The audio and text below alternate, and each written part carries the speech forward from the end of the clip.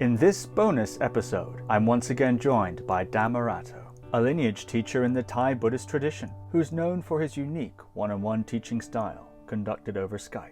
This footage was recorded right before a dialogue about the Mahasi Method between Dhammarato and Daniel Ingram. Due to a scheduling miscommunication, Dhammarato and I arrived to the recording 1 hour early. It wasn't long before Dhammarato began sharing his insight with his characteristic humor and precision, and so we decided to release this informal exchange as a bonus episode. Dhammarato discusses the role of story and how to wake up from it, what stream entry really is and how it can be verified, and the difference between sati and psychological repression. Dhammarato also teaches a coffee meditation, talks about mindfulness in daily life, and reveals the real practice of anapanasati. So without further ado, Dhammarato. So how has it been for you? Good. Yeah, I've, still on my boat. I used to travel around a lot more, and before the pandemic and so on. But so it's been wonderful actually just to stay put in my boat for 2 years almost, or it will be next spring, 2 years. I think I would happily just stay here. I really like it. Well, that's actually part of the teaching of the Buddha, is the quality that we use in English of been there, done that. Now that you've been some traveling, you've been there, done that. So whenever you think about going again, you think about places you've been, and then you say, well, I've seen that, never mind. Yep, definitely. I think there's a lot in life like that. Coffee does not seem to go on. Just about everything. That's the whole point. Everything gets like that. Yeah, it's true. Even enlightenment, been there, done that. Oh, never mind. Start again. This is part of the reason why they want to have noble silence, so people will stop going around jawboning about what happened last hour. And that the way that the mind works is the first time that we tell the story is when we actually fill in the gaps that didn't happen in the actual experience in order to tell the story. And so the experience then becomes the story that we told. That's right. Rather than just leaving the experience as, okay, been there, done that, and letting it drop. So now we've got a story. And the further it tells, the more embellished it gets, until there's some big whoop to do, and then other people get jealous, and all they, and it's really amazing how the mind gets grandiose like that, rather than just leaving an experiences. Got that one. I interviewed a memory expert recently on the podcast, and his meditation practice is he chants Sanskrit, believe it or not. But anyway, that's his meditation practice, and he memorizes the Ribu Gita and different things like that. And he's an American guy, but he memorizes them and chants it. That's his sort of practice, Been there, done that.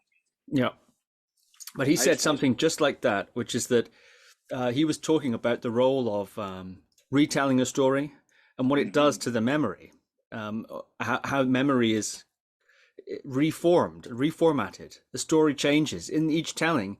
The more you tell the story, the more you distort your own memory of it, because you're, by necessity, in representing it, layering on all these extra layers. So by the time you've told the story many times, it's no longer really, in many ways, the story becomes always more important than the actual experience. Yeah, it's a shame, isn't it? I think, in a way. Oh no! What is the shame is that we don't see that happening while it's happening. Right.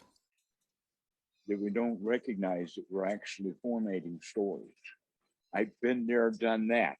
Waking up to the fact that as I'm telling this story about this past life experience I had, I actually recognize that I'm embellishing the story. Yeah. I cannot do otherwise. Yeah. Because otherwise there was no reason to tell the story in the first place,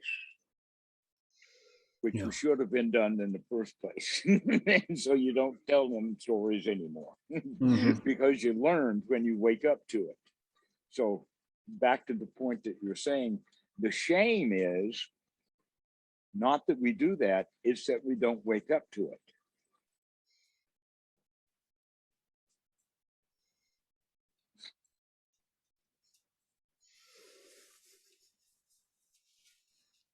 because if we could see it, we would set that down.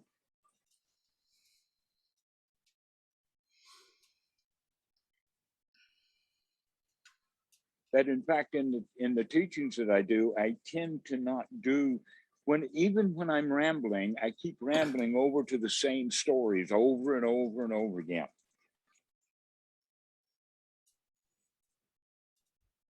Because that makes it easy so that I don't have to go dredging up all this that other stuff. We just got to get the package built. Yeah.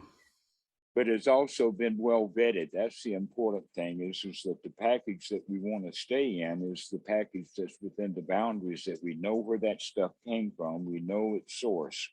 We know both the intellectual and the deeper meaning of it. And then we can say it. Until then, everything else is just telling the story about some experience that we've had. Constantly narrating everything in relationship to me. That's what I do. I do that all the time. I notice it sometimes. I don't notice it most of the time, but sometimes I notice just how much narration is going on, how much storytelling is going on in my mind about every little thing. Mm-hmm. You know, it's not just big things, but little things too. Almost my every action. It's all about me. That reminds me of a story that I've told many times, and that is back in the radio days, back in the 1930s, there were many sports like baseball, football, and boxing that were on the radio.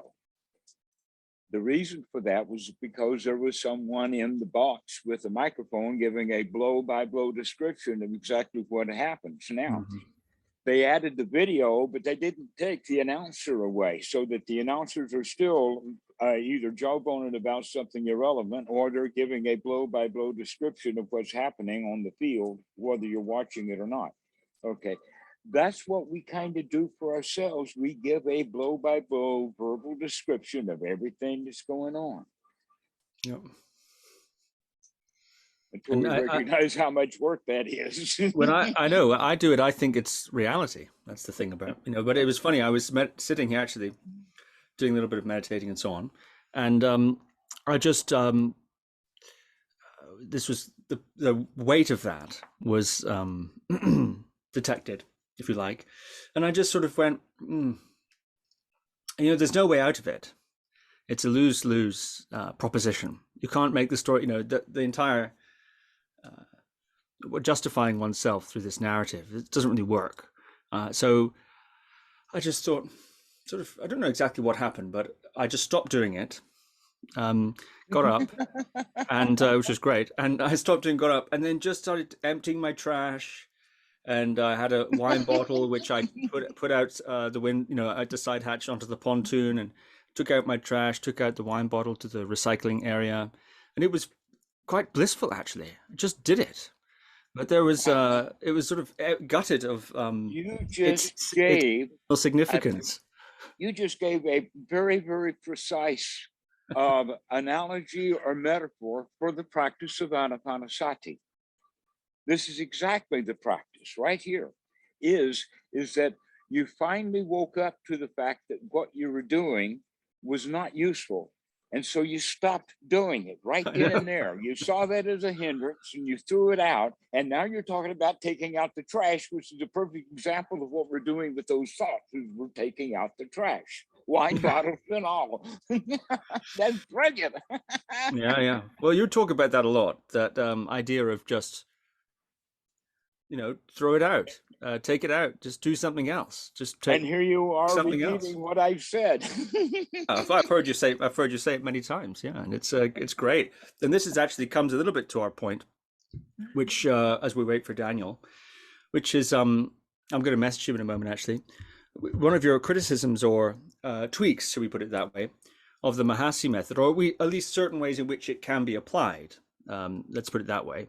Is this idea of just staring at it all day, examining the trash, looking at the trash, noticing and not taking it out. That's not a criticism of the Mahasi method from Mahasi. Yeah. That's a criticism of the way that Western Buddhists practice the Mahasi. Right. Yeah. Exactly. Yeah. I saw that. I'm preparing for this interview. Please make sure that we get that point straight. I didn't recognize it until you repeated it that way. That's not a problem with the Mahasi. No, Mahasi knows what he was talking about. I've read some of the stuff, a lot of it. Oh, really? I practiced the Mahasi method for 2 years. I was with U Pandita himself and blah, blah, blah. You know, I've been to Burma and I've been to Mahasi retreats in Malaysia and that kind of thing. So if you need verification for being in the stream entry, then you don't have it. Oh. Are you wet or not? That's the way to check, isn't it? No, it has to do with coming with the territory of absolute dead certain confidence that that's how things are.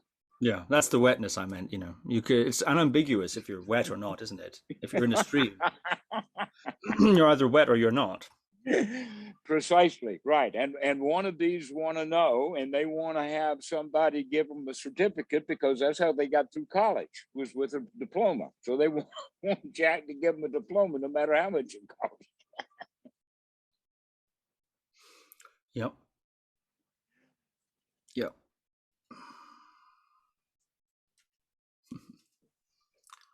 And I'll have a chat with them, but I won't give them a diploma. They'll have to earn that on their own, in their own mind. By the way, there's an actual sutta that's spelled out. It's quite clear the stages of Sotapan. Sutta number 48, the Kasambian Sutta in the Majjhima Nikaya.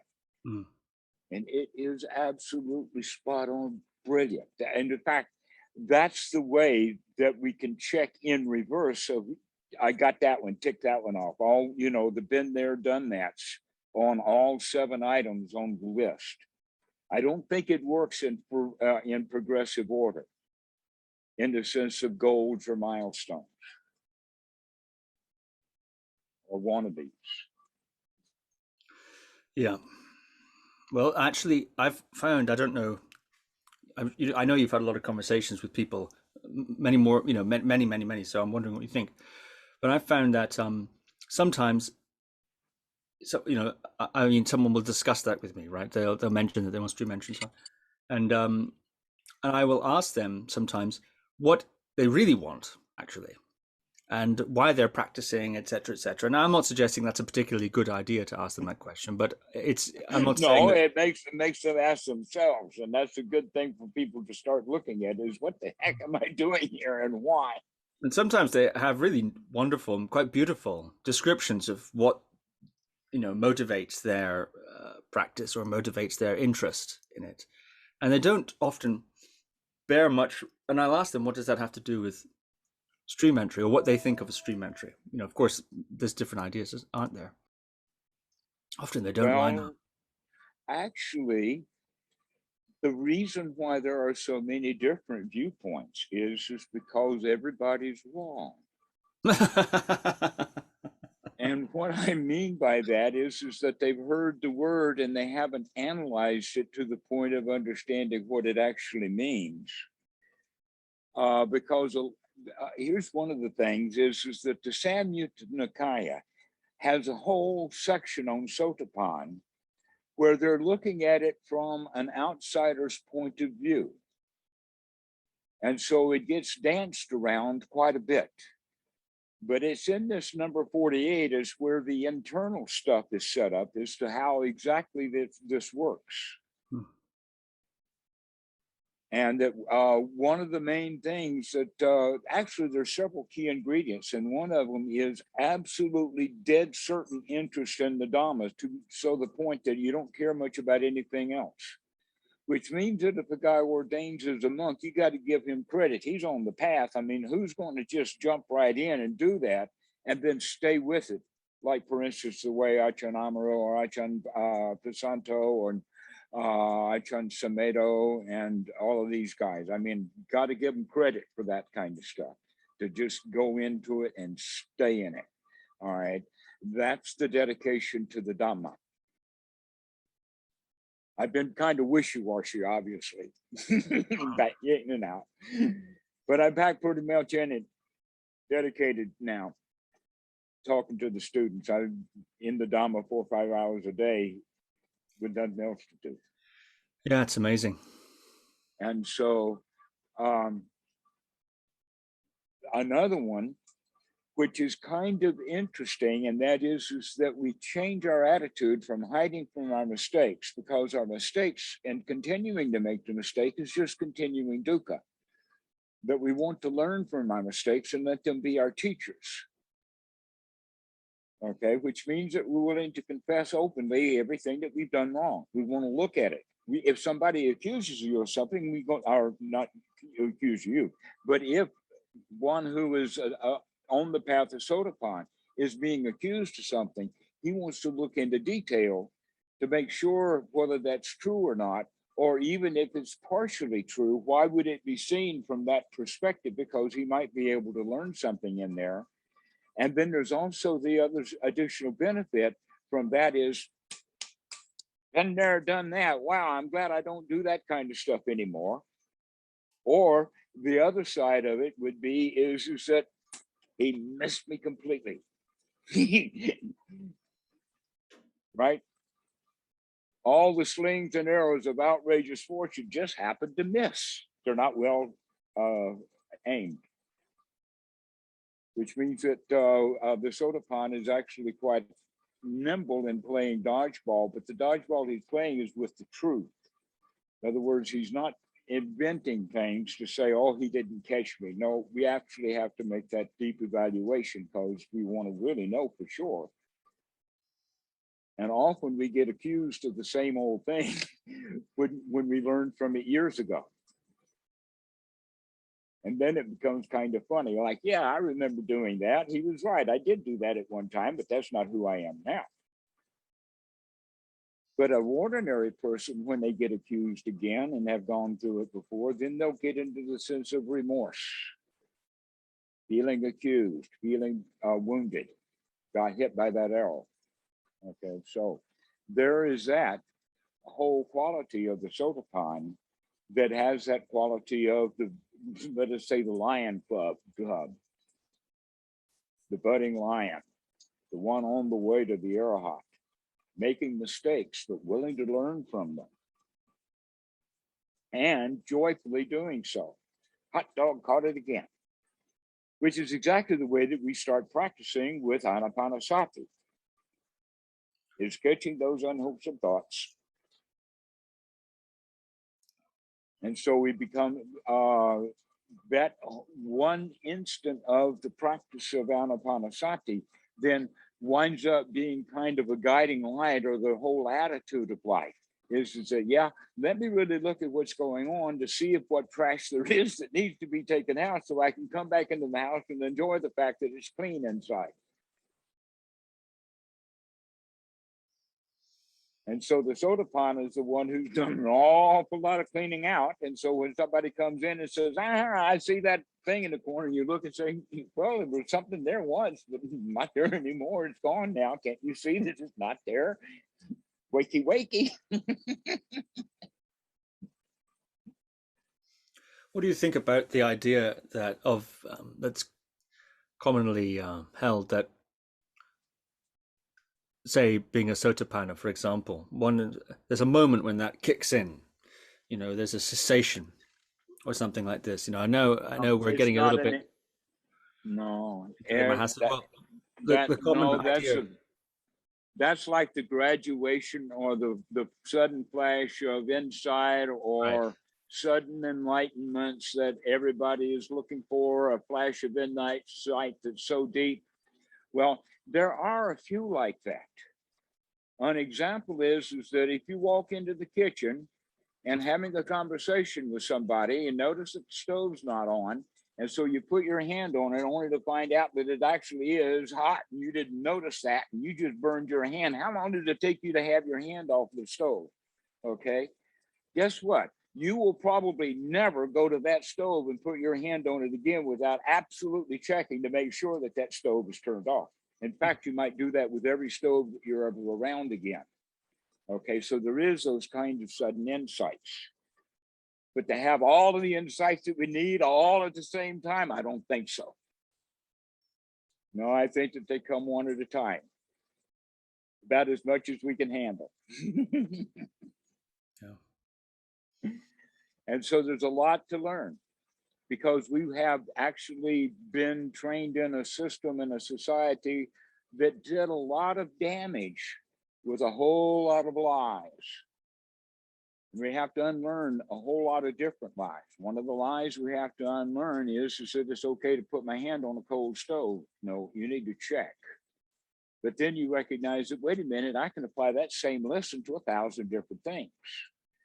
But I have to recognize that insight one at a time after time after time until I can eventually, through what you call in mathematics inductive logic, to recognize if I can make this formula work for 1 to 10 to 20 to 30 to 40, then I can kind of trust the formula that don't go around touching anything because it might be hot.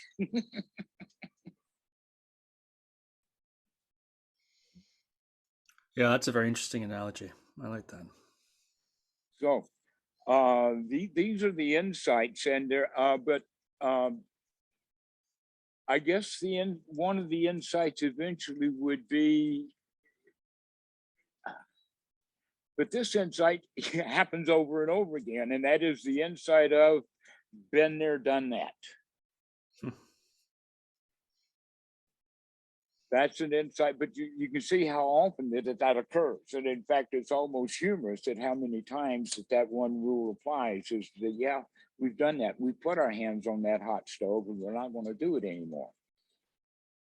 And so that's what we actually go back to, that point about learning from our mistakes. So we learn not to dwell on the stories that we've told or been told.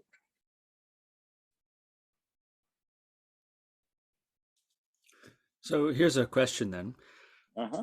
Some mistakes or behaviors, let's say, are relatively superficial bad habits, doesn't go too deep in the sense of it's not necessarily too deeply wired with other associations. For example, I think of myself, I do all kind of things like drinking tea is not, I don't drink tea because I'm thirsty. I drink tea for all sorts of reasons. It's sort of comforting, the ritual of it. And also it's a identity affirming statement. Now, of course, every time I drink tea, I don't consciously say I'm a person who drinks tea. But there's definitely more to it than just the hydration, right? I'd say. So anyway, but I would go so far as to say that a lot of it has to do with motor habit. Yeah. We may, in fact, have just one mind moment of the thought of coffee, and all the rest of it, even to the point that it's in the mouth, to the point that we recognize it as hot or cold, and all of the time between the first thought moment and then the reaching of the coffee, grabbing the cup, picking up, putting it to the mouth, was all done with very, very few thought moments. The rest of it was all automatic pilot, done by the medulla and all of that kind of stuff way in the background there. That's why I drink so much coffee, because sometimes I miss it. I have this great idea to have coffee, and then I go and, the way of making coffee, I have one of those things you twist it and you put the coffee in and then it bubbles the water up and so on. I just enjoy the movement so much. So long as it takes time, you're not just grabbing it and dumping it in, or no, it takes a bit of time. But then I'll sit down and I'll look, and the coffee's been drunk, and I didn't even notice I drunk it. So I had this great idea to have a coffee. I didn't even get to enjoy it. I wasn't even there. Or well, I was there, but I didn't even. Like you say, motor. Yeah, that's very true. The Buddha gives that as a food reflection. That it's in the Sutta number 2, most specifically. In fact, there's a whole paragraph of it that they recite at Wat Suan Mok and other places around Thailand. They do it in Thai all over, but at Wat Suan Mok and our kind of English language places, it's easy to recognize. But they get this little piece of paper out and say something like, with wise reflection, we eat this food. not for the nourishment of the body, not for the aggrandizement, not for the fattening or beautification or the deliciousness of it, but only for the nourishment of the body, so that it will be happy and healthy, and we can put away bad feelings without picking up any new ones. I think I got it all. That's pretty well a statement of the entire thing. I've said it often enough that. So that's the wise reflection, and we can do that even with liquids. Of course, yeah. But the wise reflection, actually, that little paragraph is really beautiful in the sense that we could do that before mealtime. The coffee cup is right there, immediate gratification. Okay, so in that regard, we need, instead of having that one thought moment of the cup with, and then the rest of it is automatic, now is the point in time for sati to arise. The next thought moment is wake up and say, look, I want the cup of coffee. Do I now have a choice, or do I have a choice of, am I going to reach for that cup or not? Or can I just leave it sit there? Can I see that cup without wanting it? That's the sati, okay? And another way of doing it is asking that anapanasati kind of question. Am I okay without that coffee right now? Can I do without that? Hot diggity dog, I don't have to have it. I'm waking up. And so we can use coffee for that kind of stuff, is to help us to remember.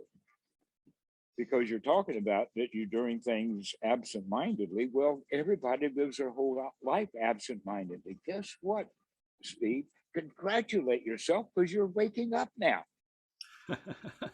Well, hang on a second. I may need some more coffee for that. Well, maybe it's the coffee that's helping you to wake up so that you don't need the coffee. But I use that statement often with the students, that to wake up and smell the coffee is, in fact, a way of looking at anapanasati, to actually wake up so that we can smell. And the smelling is taking in an in deep breath, and whatever odors there are around, including coffee, that we're actually going to do that with the coffee. We're actually going to wake up and smell it and taste it directly, because that's what we're paying attention to, rather than having a thought moment of seeing the cup out of the corner of our eye, and then we continue to do whatever we were doing while the hand grabs it and takes that sip, only to find that it's either cold or the cup's empty or it's too hot. Yeah, that sounds like most of my mornings. Okay, so this is the real practice of anapanasati, is not while we're sitting on the cushion for long periods of time, but to start watching every gesture, every movement of the hand. This is definitely right there in the Satipatthana Sutta, which is the favorite of Mahasi Method.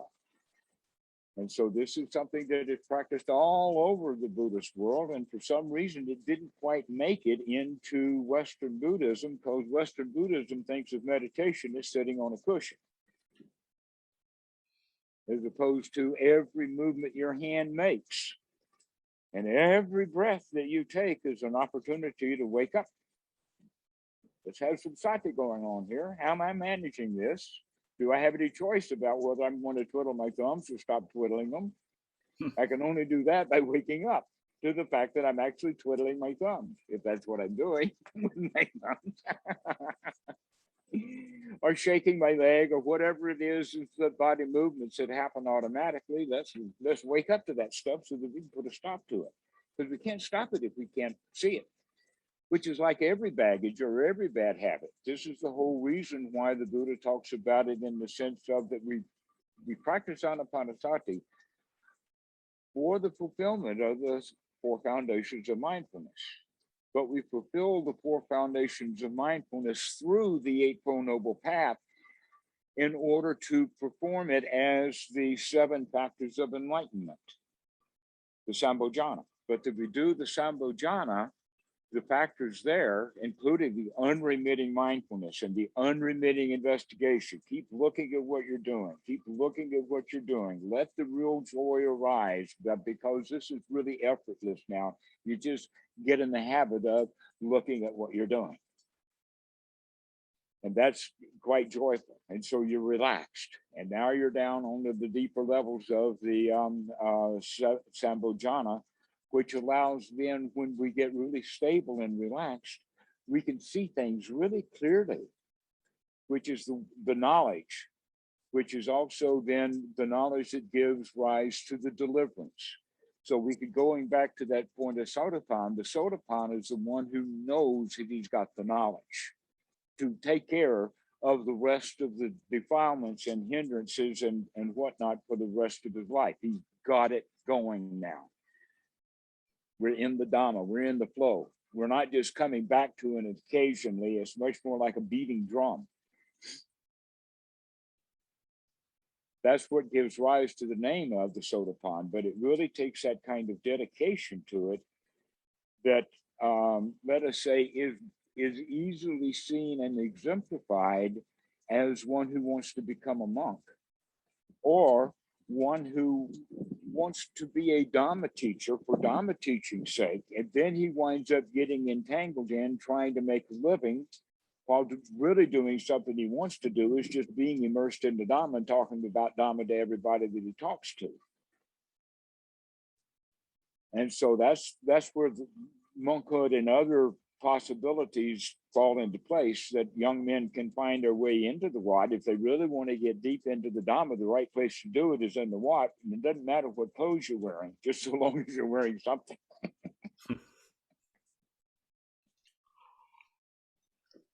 Yeah. And so this is that dedication to paying attention to what's going on, paying attention to your hands, paying attention to the footsteps that we're taking, paying attention to the thoughts that we're having, with the understanding that most of the thoughts that I've had my whole life weren't really worth having. Not compared to the kind of thoughts I can directly have when I have the kind of thoughts I want to have, rather than the kind of thoughts that I'm in the habit of having. Because I can think of all kinds of good things. And here I spent my whole life thinking about trash. Yeah. Well, that's Western Buddhism, as it's practiced by some. You've said, and so maybe we'll, I expect that will come up. Yeah, it's interesting. Of course, I noticed myself the when I do occasionally catch this mindlessness momentum, and it does seem like a momentum. It needs, like a monkey going from branch to branch. It needs to keep moving. It needs to keep going from thing to thing in order to continue its momentum. I noticed that. This tremendous forward momentum. That is called restlessness in some forms of Buddhism, and it's called the monkey mind in later forms. I like the monkey mind. Yeah, it has that feeling, right? Branch to branch, divine to divine. Yeah, they're interesting indeed. It's a hindrance. Pardon? Go ahead. Well, yeah, it's a hindrance, all right. That's for sure. Yeah, it's very interesting. I mean, it's listed as one of the hindrances.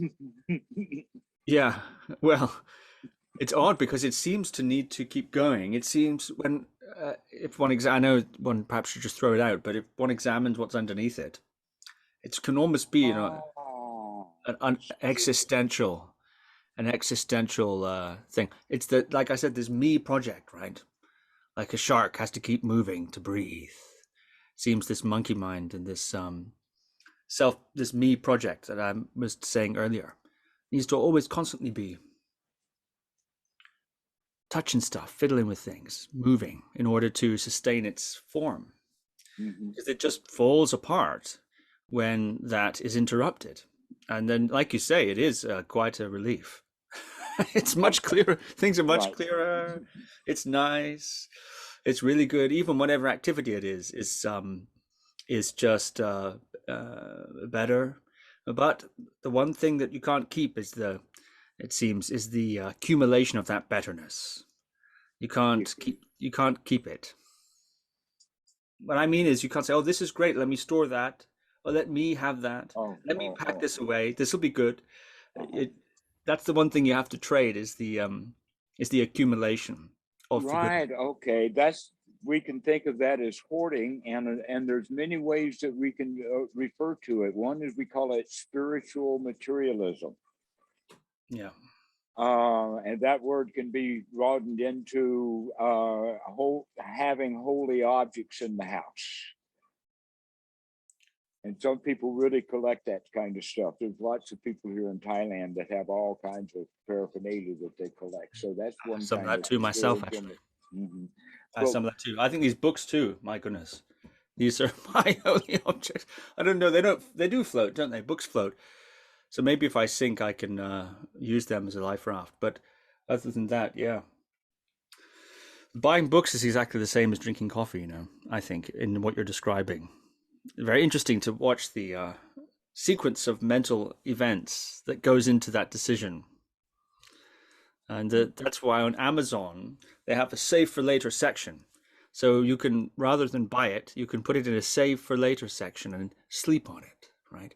And very often, having done that, I come back the next day and I'm not the person I was yesterday. And I think, oh, what was I thinking? And I delete from the save for later.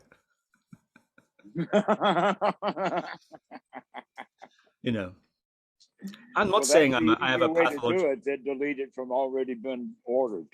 Well, that's right. Yeah. I'm not saying I'm a pathological book buyer, not at all. That's one of the good things about being on a boat is you can't do it. I'm saying you can't have too many books, otherwise you run out of space. I'm saying I'm a pathological selfer.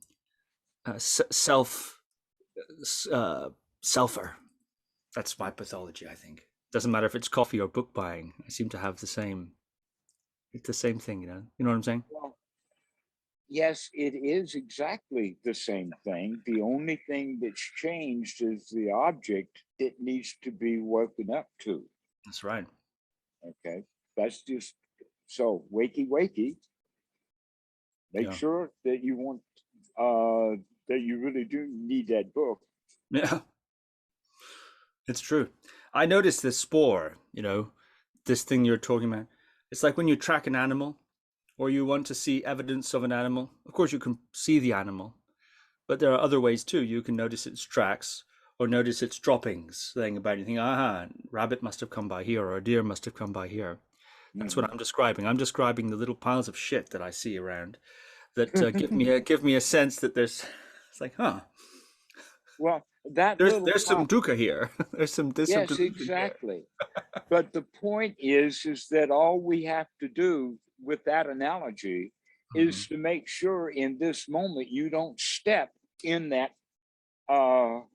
rabbit droppings. I call them cow pies. All right, that we don't really have to worry about what animal dropped those cow pies. We only need to make sure that we don't step in this cow pie. Just this present moment. See, the problem is that when we say, oh, the animal that dropped that cow pie or the animal that dropped that rabbit dropping is lunch. I want it. Or the other side of it would be, oh no, with one dropping like that, I bet there's more rabbits. I better be very extra careful. In fact, I can't be helped, but I'm going to be covered with rabbit shit no matter what happens. Here's the problem, Dhammarato. Here's the problem. Here's the problem. I'm the rabbit. I know who made that shit, and it's me. I can't blame the rabbit. That's spot on. That's exactly right. Except that it's not necessarily you who did that little dropping, but the issue was that you were taught how to do it. You were taught that you were supposed to do it. And then you got into the habit of doing it. And then you were doing it mindlessly. So when it happened, you don't even recognize that you're doing it. You only recognize later that you don't want to step in it. Yep. Okay. That's about right. All right. Well, if we recognize it from that perspective, is that, oh, well, what keeps that rabbit alive is the ability, because the only thing that rabbit has going for it is doing these rabbit droppings. That's his whole point in life. And if all of a sudden we don't go stepping in those rabbit droppings anymore, that means that that particular rabbit has no more use or purpose in the mind, and it begins to wither and die away. Here's another example of that, and that is that you've got a plant, you've got a weed, and the weed is growing out of the crack in the pavement, and we're trying to get that weed out, but we don't want to dig up, or we can't dig up, or we don't know how to dig up, or we'll get into trouble if we dig up that pavement to get that the root out so that that weed won't grow anymore. Okay, that's the dilemma, is that we can't do anything about that weed, except we can do this. When we see it come up, we can whack it off. We can't dig it up, but we can whack it off. We can make sure that it gets no sunlight, because no energy is a hindrance of the mind. Okay, it's the urge of the monkey to jump again, and it shoots something up, and all we do is whack it off. Mm-hmm. With that analogy, over time, the root will wither and die away, because it's got no energy put back into it to keep it sustained or keep it alive. This is why the Buddha is so insistent upon all fires have a fuel. Mm-hmm. The cow pies that you're talking about are the fuel for the fire in the form of a habit. Yeah. And so that's the way we have to break it someplace, and that's the place to break it. As soon as that stuff comes to mind, this is why sati is such an important teaching, is to remember to look at what you're doing, to remember to look at those cow pies so you don't step in them anymore. Yeah. Or and then sometimes you remember, I am the rabbit right now. Never mind, I'm out. I'm not now. I can stop it. So back to the point about the monkey mind, or the monkey that's jumping from branch to leaf to place to place.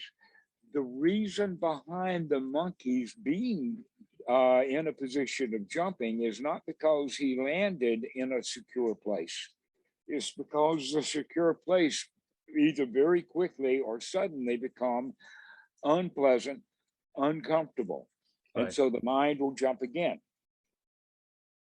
And so if we can make the mind comfortable, then it doesn't have the propensity to jump so much. So how do we do that? Well, one of the things that we can recognize is that there's sometimes underlying fear.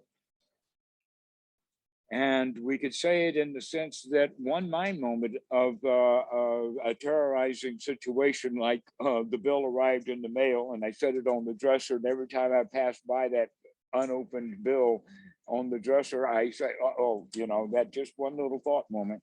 And then I can give myself a little pump of sort of adrenaline. I've got a job to do. Something is not quite right. Okay. So with that adrenaline, now the subconscious mind will say, well, why are you upset? What's going on? There must be some real big problem here. I mean, we all intuitive and synchronicity and the power of, you know, the force and everything like that. So if I have this feeling, oh, Dan's asking a same question that I did. He's saying, is it time? So yeah, I think he may have yeah, he didn't get your time zone change. yeah, never mind. Now, is that going to affect your ability to No, I'm going. I'm good. I'm just rolling here. Thank you very much. In fact, I think that Parker can use some of this, the things that happened in this video for his snippets on Dhammarato. yeah, I think this was really fun. I might release it as a bonus, and then Parker can chop it up if he wants. How about that? All right. You're not. Are you recording this? I'm recording it. No, Yeah. Well, no, this is you're why I hit recording record it. just in case, because I had a feeling that You're recording it. You said that right when you first got yeah, on. that's right. It is. I've got it. Yeah. Yeah. Well, so then let me give you a yeah, but let me throw a yeah, but before Daniel comes on here, which is, yeah, but, right. Now, I know you heard this 100 times, but nonetheless, my worry is, right?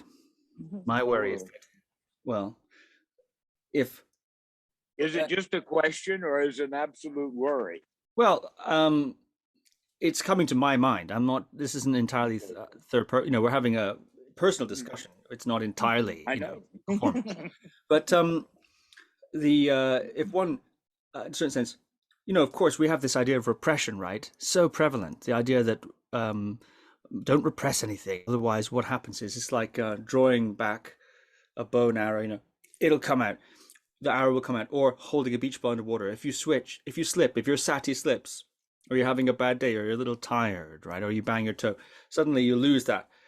Out shoots the beach ball, and the all the things you've been sort of trying not to do, like such a good sati person, and then suddenly you get off your game, and everything that you've been in a sense repressing. Maybe it's not really repressing, but everything you shoots out, and you go on some total binge. And I'm just drinking coffee mindfully and mindlessly, and I'm buying all these books because I had a really good week of sati, and now I just lost it. I have to binge.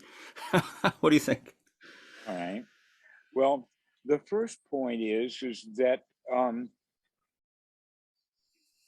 the drawing of the bow and being afraid that if I lose my sati, I will let the arrow fly. Right. That's it. Is not the point. The point is to watch how we keep drawing that bow, because the bow is not sitting there armed, but we do have the bow in the hand so that we can pull it back anytime we want to, or anytime that we're triggered to do it. Right. So anytime that we see an enemy, it's almost automatic.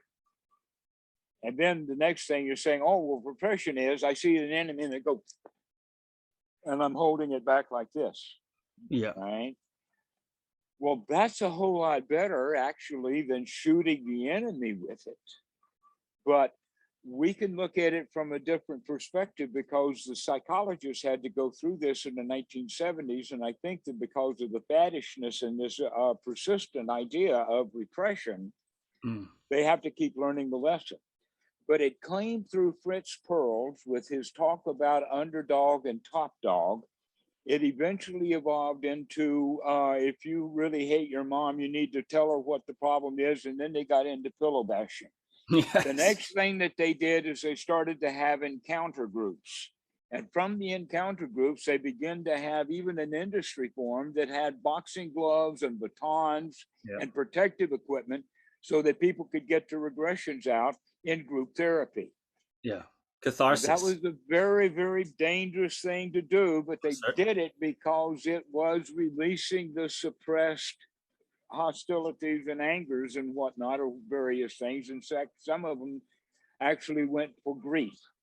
That was another, repressed grief, but repressed anger was the common one with encounter groups. Okay, so the guys who would beat these pillows and have these arguments or these shouting matches or these baton battles in the group would go home and start having physical violence at home, having domestic violence that they'd never had before. It was actually if there was such a thing as repressed violence, let's keep it repressed and deal with it repressed without having it to come springing out from time to time doing great harm. And let's deal with it to get it unsuppressed while it's still repressed. Okay. So that's where we come back to the issue of that root, that we're not the vine that we're talking about, or the weed. You're seeing the weed is actually a giant thistle or a giant thicket of blackberry bushes and all of this kind of stuff with all the thorns, or maybe it's wild roses with thorns, or all over the place like this, and that we've got to somehow keep this thing down. Actually, no. There's not that many of them. That's just the delusion that we have about time. In fact, every one of them only comes up in the now. It only comes up in this moment. There's only one thorn that appears, and that's this thorn. But we've seen this thorn in its various forms so many times, we think that there's hundreds of millions of these thorns. In fact, no, it's just this thorn. And if we can learn to deal with this thorn, and no matter how many thorns show up, we can deal with that thorn as this thorn that's being dealt with in the here now. Mm-hmm. So one of them, when we talk about it from the sense of repression, that's the victim's attitude. Oh no, I'm going to repress, and I'm going to hold all of my hatred and hostility inside. And then you have the line of, hey, I can handle this. I can deal with this thorn today. I don't care about the next thorn because I've got thorn dealing skills. I've been practicing and honing them up. I'm not going to keep a thorn, and I'm not going to keep a weapon to deal with the thorn because I don't know what kind of thorn's going to come by. But when it does, got it. Right. Okay. So the mechanism behind all these, the coffee and the books and whatever else, it's the same mechanism. So you're working with something fundamental to all of the expressions we're working with waking up. We're working with the habit of looking at what you're doing so you have a choice about what you're doing. Dan's just coming on. I see his picture. There he is. Hey, Dan. Thank you for listening to this bonus episode of the Guru Viking podcast. To hear the subsequent dialogue between Dhammarato and Daniel Ingram in episode number 125, The Mahasi Debate, visit www.guruviking.com.